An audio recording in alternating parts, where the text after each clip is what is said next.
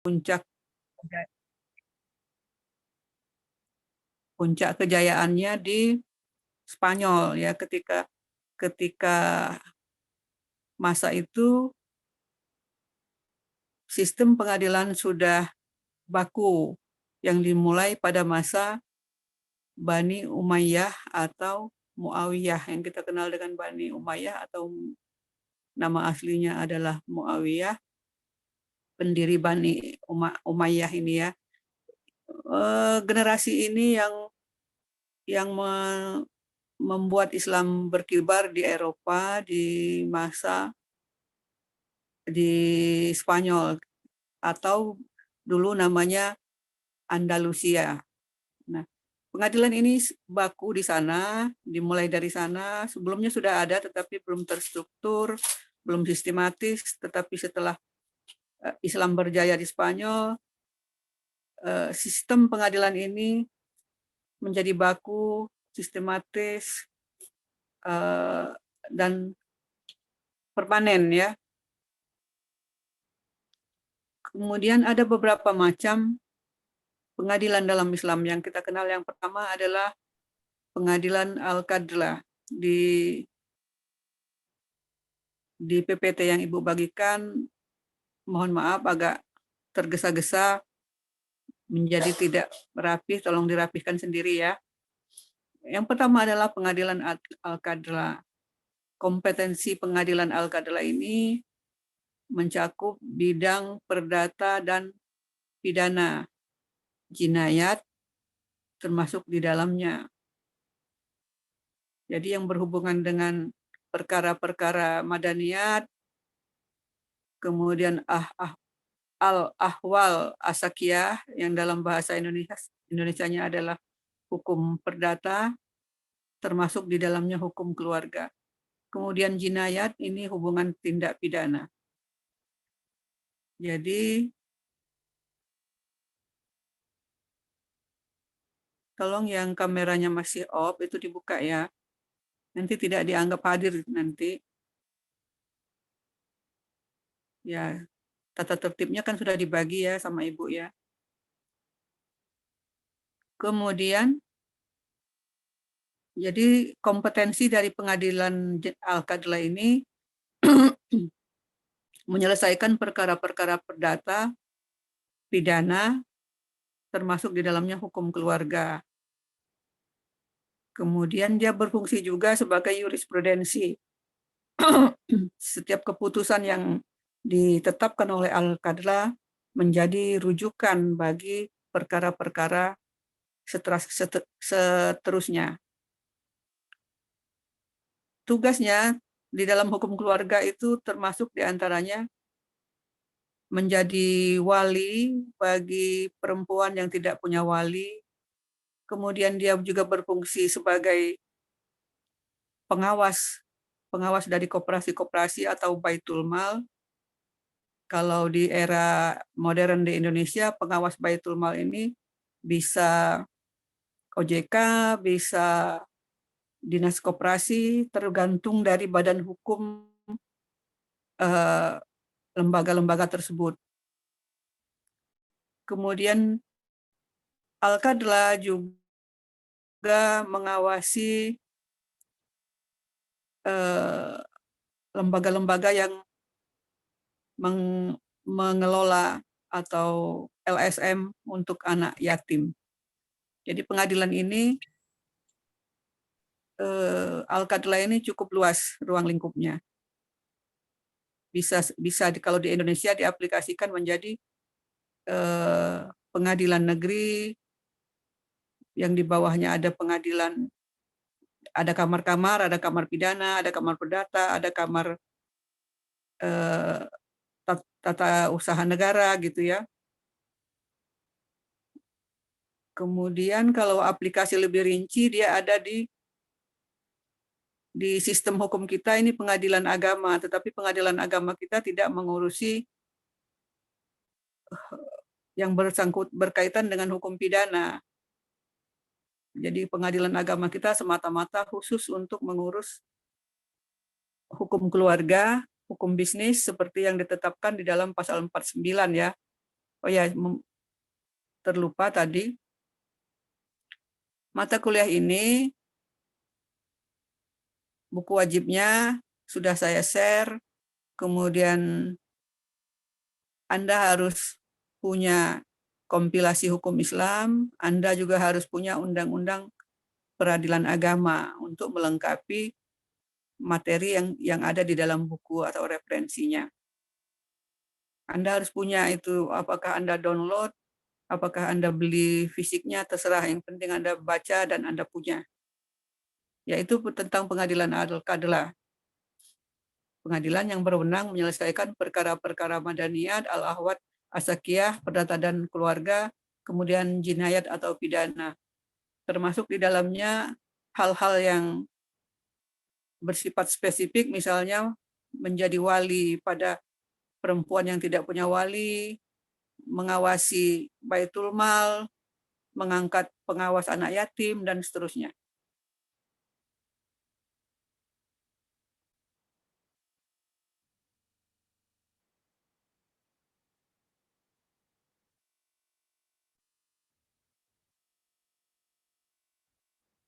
Rifki, Anda sedang mobile? Iya Bu, mohon maaf ini perjalanan ke kontrakan Bu, mau mengambil buku. Ya, kita lanjutkan. Ada pengadilan berikutnya adalah namanya pengadilan al-hisbah. Pengadilan al-hisbah ya. Sudah buka semua ininya, materi PPT-nya. Sonia Permata. Itu di unmute dulu ya. Sonia. Iya, Sonia, coba kamu sebutkan itu pengadilan al-hisbah. Oh iya, gue Ada yang masih belum di mute dulu ya. Mana Sonia? Sonia? Esmeralda, apa itu pengadilan al-hisbah?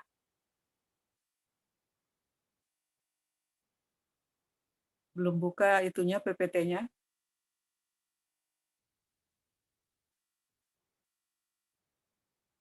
Rahma.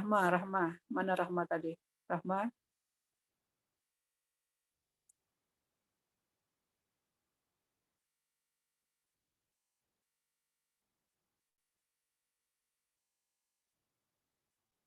Sepuluh lima sembilan 10 Rahma. Kameranya nggak menyala.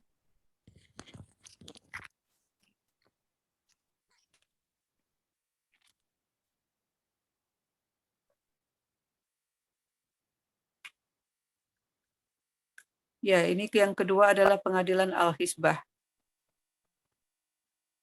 Pengadilan ini adalah pengadilan resmi negara yang berwenang menyelesaikan perkara ringan, yang diberi kewenangan untuk menyelesaikan masalah atau pelanggaran ringan, yang menurut sifatnya tidak memerlukan proses peradilan yang panjang untuk menyelesaikannya.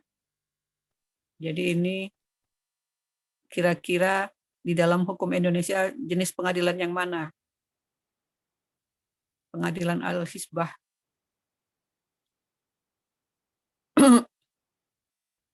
Kira-kira di Indonesia ini pengadilan yang mana? Jenis pengadilan yang mana? Ini jenis pengadilan piring, tindak pidana ringan. Ya. Di dalam Islam ini adalah pengadilan dengan ruang lingkup pengurangan takaran pada timbangan di pasar. Ini sidak-sidak ya. Menjual bahan makanan yang kadaluarsa. Ini tugasnya BP POM di Indonesia. Kalau pengurangan takaran timbangan di pasar, tugasnya Pol PP. Melarang awak kapal atau kendaraan lain memuat barang yang melebihi kapasitas atau dari kendaraan. Ini tugasnya Dinas Perhubungan ya.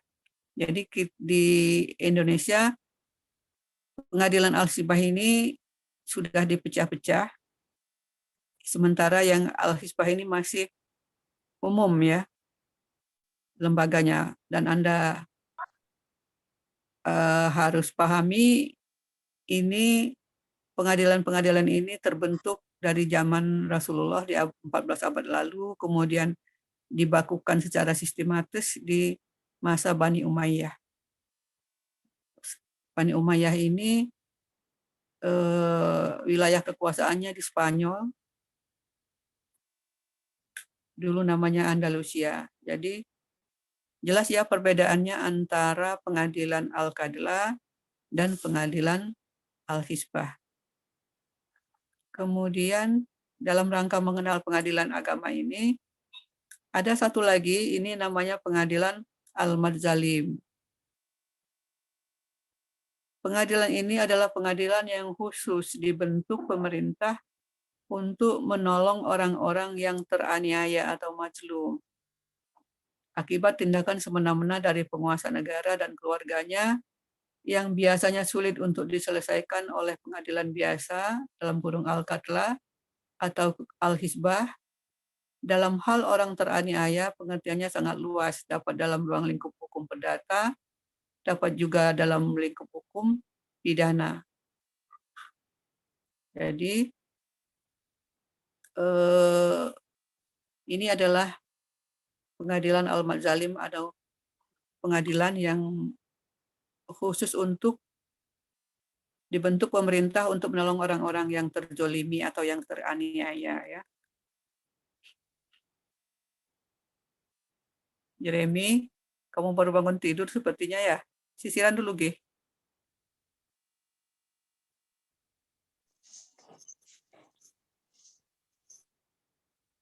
Kemudian ini akar katanya dari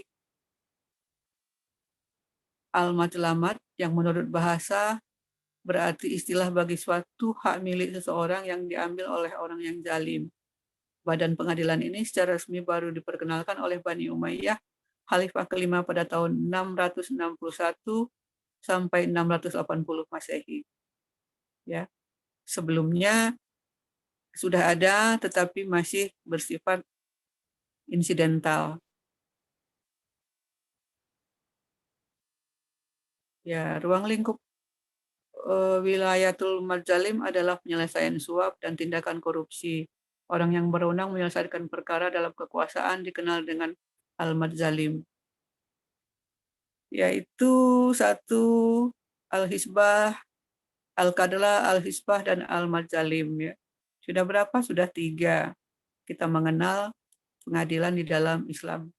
Nah, ini yang berikutnya adalah pengadilan tahkim. Tahkim adalah pihak ketiga yang ditunjuk untuk menyelesaikan sengketa. Tahkim dapat dalam bentuk perorangan atau lembaga atau pengadilan yang dipercaya oleh para pihak yang berseteru untuk menyelesaikan masalah mereka. Kata tahkim, kata kerjanya adalah hakama, secara harfiah berarti menjadikan seorang sebagai penengah bagi suatu sengketa, untuk menyelesaikan suatu sengketa. Nah, yang terakhir ini, pengadilan tahkim ini di dalam hukum Indonesia, apa kira-kira? Pengadilan apa? Pihak ketiga yang diangkat untuk menyelesaikan perkara orang yang bersengketa. Seperti arbitrase bukan ya, Bu? Ya, arbiter namanya. Perkaranya arbitrase, orangnya arbiter. Nah, ini sudah diperkenalkan dari zaman dahulu kala. Di hukum Indonesia, di hukum internasional namanya arbiter atau arbitrase ya. Jadi di dalam Islam itu ada 4 kesimpulannya, ada 4 pengadilan, ada 4 macam pengadilan yang diperkenalkan dari zaman Rasulullah 14 abad lalu, kemudian disistematiskan, dibakukan, dikonkretkan di masa Bani Umayyah yang menyebarkannya dari Spanyol atau Andalusia. Ini sudah lulus hukum Islam semua kan ya? Sudah lulus belum? Yang Sudah, Bu. Ya, nah ketika kita belajar hukum Islam dulu kan ada sejarahnya. Islam di Andalusia atau Islam di Spanyol. Nah, ini berkait feedback, kilas balik, kemudian lanjutan dari sebagian materinya dari hukum Islam itu.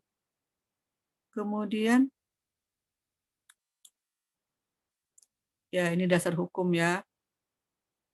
Kenapa dimunculkan pengadilan-pengadilan ini? Karena sifat manusia ini yang suka adu. Adu ini artinya membantah. Orang orang itu memang sudah diciptakan dari sananya punya sifat yang selalu membantah. Apa-apa nggak suka membantah. Apa-apa membantah gitu ya. Disuruh ibunya, disuruh bapaknya, gitu, membantah. Itu sudah dari sananya. Oleh karena itu dalam Al-Quran sengketa itu disebut adu, permusuhan, pertentangan, konflik.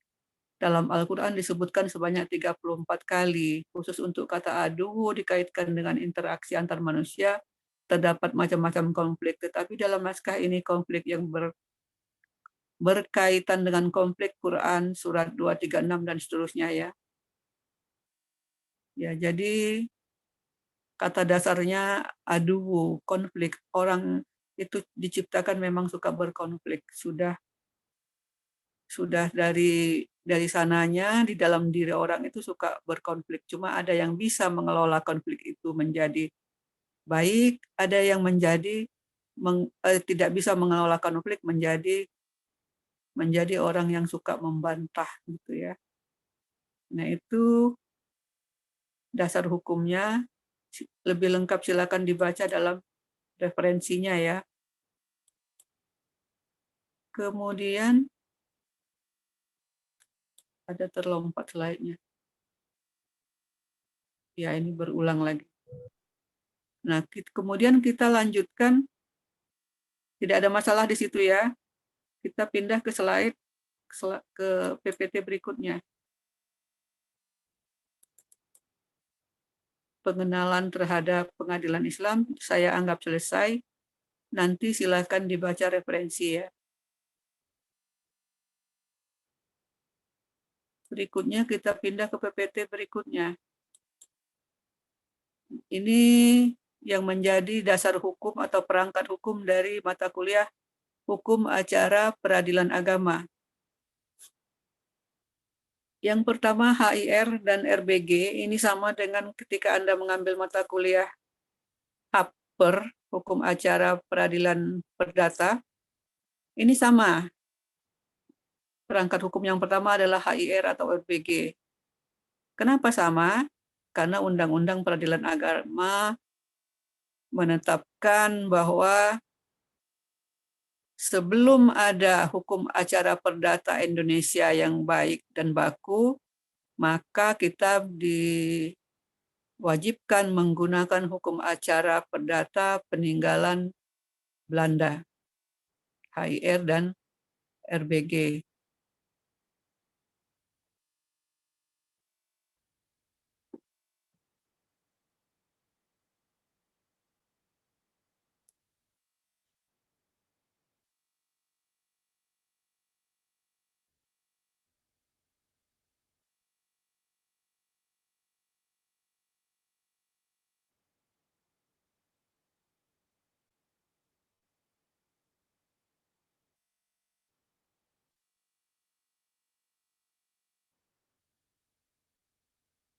Ya.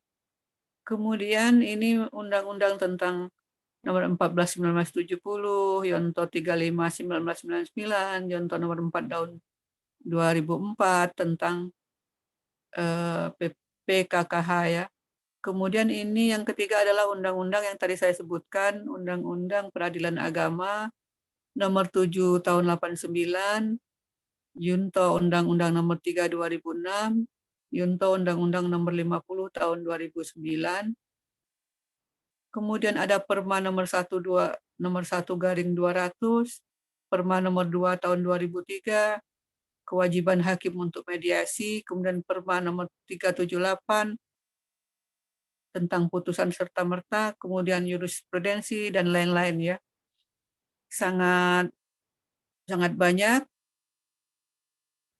perangkat hukum yang kita gunakan di dalam mata kuliah hukum acara peradilan agama.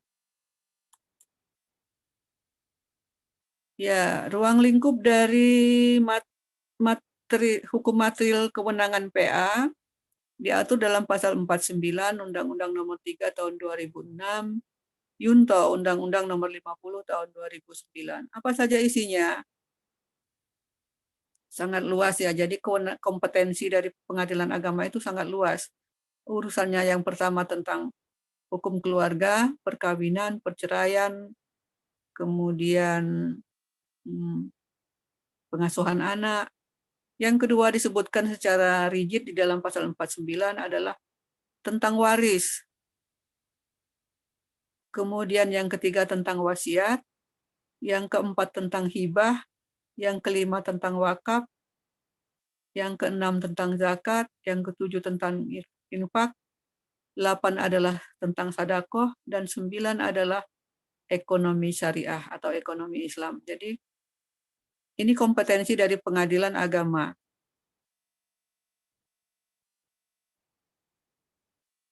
Mengurus perkawinan, perceraian, mengurus waris, mengurus wasiat, hibah, wakaf, zakat, infak, sedekah, dan ekonomi Islam.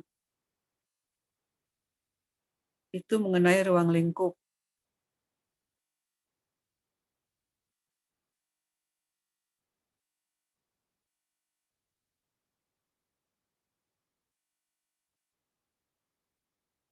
Kemudian kita lihat slide berikutnya.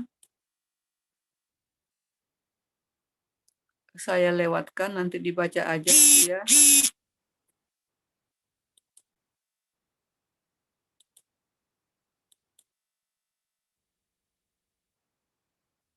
Ya, ini tujuan dari diterbitkannya undang-undang. Nah, dalam sejarah peradilan agama, di tahun 1989, Undang-Undang Nomor 7 dulu diterbitkan. Sebelum itu, pengadilan agama berada di bawah naungan Departemen Agama. Jadi, pengadilan agama ini tidak bergabung dengan tiga pilar pengadilan yang lain. Dia berdiri sendiri, ada di bawah kewenangan Departemen Agama.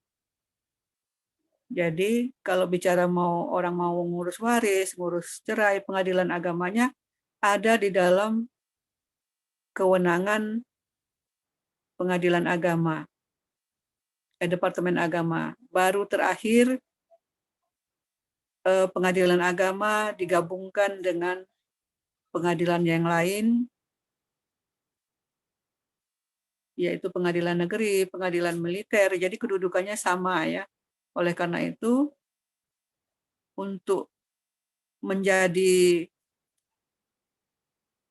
dalam satu pilar hukum positif, dia harus dilepaskan dari Departemen Agama hingga dia berdiri sendiri, punya kewenangan sendiri, tidak lagi berurusan administrasi di bawah pengadilan, di bawah Departemen Agama. Kemudian ini ada referensi dalam sejarahnya, silakan nanti dibaca ya. Saya tidak memberikan secara rinci lagi. Kemudian juga ini tahapan-tahapan pemeriksaan di PA. Ini berikutnya adalah hukum acara, nanti kita bicarakan di perkuliahan yang akan datang ya, mengenai sudah bicara hukum acaranya. Hari ini materinya saya hanya mengantarkan Anda untuk mengenal hukum peradilan agama. Belum kita bicara tentang gugatannya, kita belum bicara tentang hukum materialnya ya, hukum formil dan hukum materialnya. Jadi di dalam mata kuliah ini kita bicara, karena ini pengadilan agama, dia agak spesifik. Kita tidak bicara murni hukum formil, tetapi kita akan bicara hukum materialnya. Hukum material itu dan hukum formil itu merupakan satu kesatuan. Apa sih sebetulnya hukum formil itu? Hukum formil itu apa? Hukum material itu apa? Sudah semester 5 ya, nanti dipelajari. Baiklah, Ibu tidak lagi menambah materi, jadi pengenalan kita terhadap hukum acara peradilan agama sudah cukup. Nanti kita lanjutkan tentang hukum formilnya pada pertemuan yang akan datang. Saya harap Anda sudah absen semua. Sudah absen? Sudah ya, karena sudah 8.30. Sampai di sini saja pertemuan kita pagi ini. Wabillahi taufiq wal hidayah. Wassalamualaikum warahmatullahi wabarakatuh. Yang belum punya referensi silakan ditunggu ya, biar bisa dikirimkan besok lusa. Terima kasih. Semoga kita sehat semua. Sampai ketemu lagi minggu depan. Oke? Izin Ibu Lab ya. Siapa yang menggaruk kepala itu? Farah dia, Anda lagi mobile? Ya, oke. Silakan, saya Ibu izin live keluar ya. Terima kasih, sampai ketemu minggu depan.